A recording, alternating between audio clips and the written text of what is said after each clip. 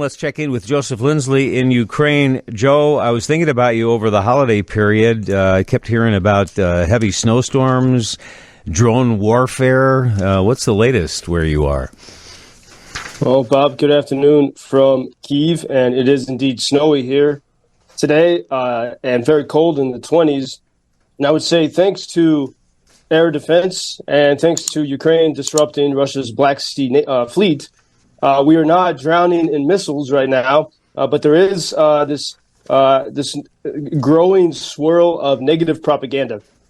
Voices far away from Ukraine calling for negotiations with Russia, when reality here on the ground, it feels, amazingly safe considering what Russia is throwing at Ukraine. On Friday night and really the early hours of Saturday morning, Russia sent its largest ever Iranian drone attack upon Ukraine. So the biggest it's ever been. More than 70 of these drones were sent throughout the country.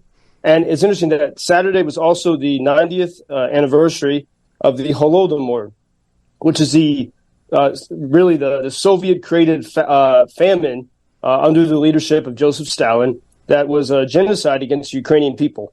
Many parallels to the Great Famine against the Irish people in the 19th century. And they did everything they could, the Soviets, to starve the Ukrainians. And so Saturday was the anniversary of that. And Russia sent 70 of these Iranian drones. But what's very remarkable, out of those 70, 40 of those Iranian suicide drones came toward Kyiv city, to the capital, the largest ever attack on Kyiv. But despite that, 5 people were injured. There was not significant damage. People have power and electricity. They did on Saturday. We still do today. And I think as some indicator of the success of Ukrainian air defense, I slept through it. I didn't hear a single, and I know this is not good in a way, but I didn't hear a single explosion. There were 40 drones flying at the city and over the city, and the air defense swatted them down remarkably. And so this is, in fact, I woke up Saturday morning. I went up to the hotel breakfast and no one was there because everyone was down in the shelter. I was sort of mystified. But the spirits are high and strong. And we keep hearing, we got to be afraid of the big bad wolf and Russia's going to attack the infrastructure. And surely they're trying, but they're not doing what they did a year ago, sending 80 to 100 missiles every week. They're not doing that. Either their supplies are low or their operations are disrupted, or perhaps also they realize that, even after those attacks last year, they worked, they hit infrastructure, but the Ukrainians care more about freedom than infrastructure, and they found ways to adapt. And so everyone is ready to have a winter without power, but that's not happening.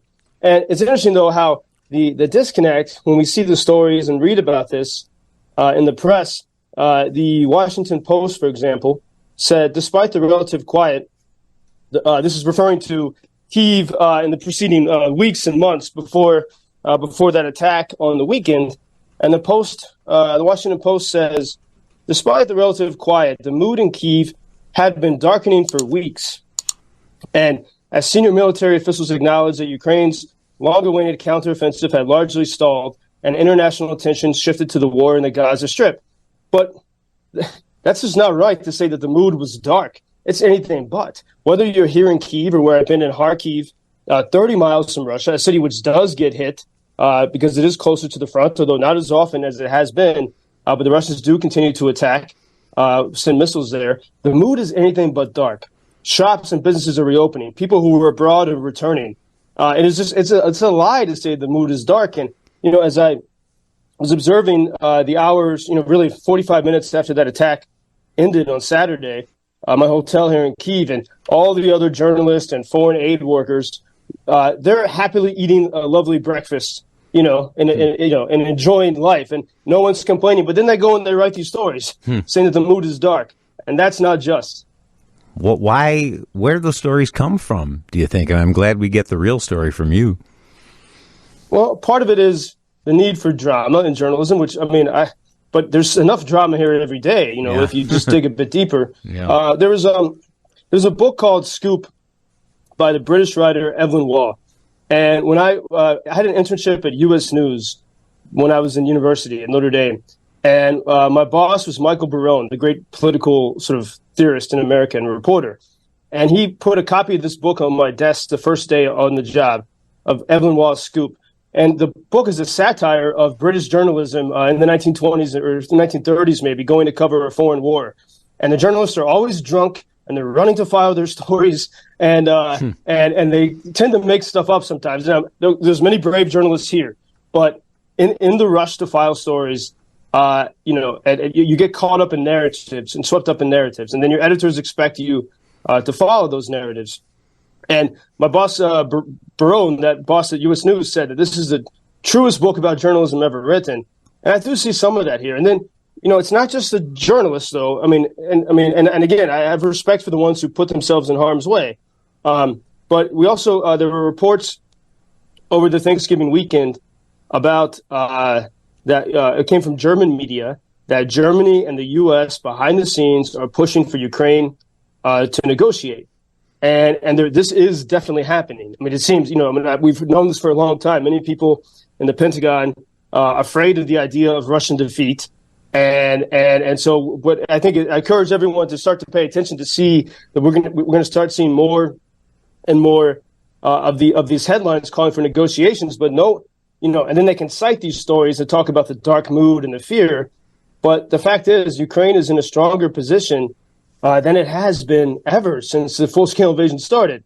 A year ago, it was every Monday, every Tuesday, almost every week starting in October, Russia sent 80 to 100 missiles. And in the Guardian newspaper from the UK, Timothy Snyder, who's a Yale professor, he's a historian, and he's been a great advocate for Ukraine. And he's pushing back against these negative narratives. And he knows a lot about, he studied military history. He knows a lot about Ukraine and what's happening. He says he hates the stalemate analogy. It's an analogy from chess. And he says, it suggests that we're sort of stuck with what the pieces we have on the board. But it's like, in reality, we could just drop 5 more queens on the board. The queen is the most powerful, piece in chess. Mm-hmm. If your pawn reaches the end of the board, you can get another queen. And Timothy Snyder, professor at Yale, told the Guardian, we could just drop 5 more queens at any time. You could send ATACMS, the long-range weapons, to Ukraine from the U.S., the Taurus missiles from Germany, and we already see that those are effective. All you have to do is add a few more. And speaking of chess, Garry Kasparov, who is a Russian citizen, he's in exile. He's one of the few vocal, vehement critics from Russia, of the Russian regime, of what Russia's doing in Ukraine.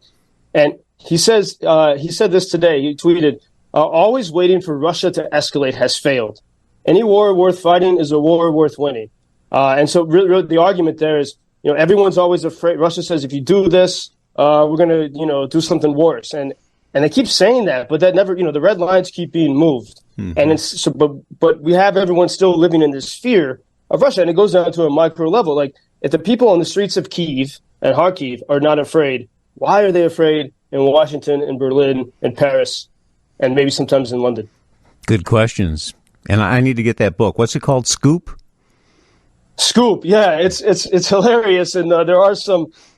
There's obviously always noble journalists that have never been part of that paradigm, but you do see how people get caught up in the rush to file stories, and you get caught up in narratives, and especially if you're only around people that are reading and talking to the same people. Mm-hmm. Your narrative's not questioned. So the book is called Scoop. Joseph Lindsley in Ukraine. Joe, glad you had a good night's sleep, but do us a favor. Try not to sleep so soundly in the future, and we'll talk tomorrow. Thank you. I did not. I can't blame it on too much turkey, because I had no turkey for Thanksgiving, but until tomorrow. Yes, sir. Thank you for introducing Ukraine on your social media pages. That's very important, that much more people can get more information about the situation here and how everybody can help Ukraine to stay stronger and to save all the world. Что он сказал? Well, which side are you on? На чьей ты стороне? Come on now. Oh, which side are you on? На чьей ты стороне?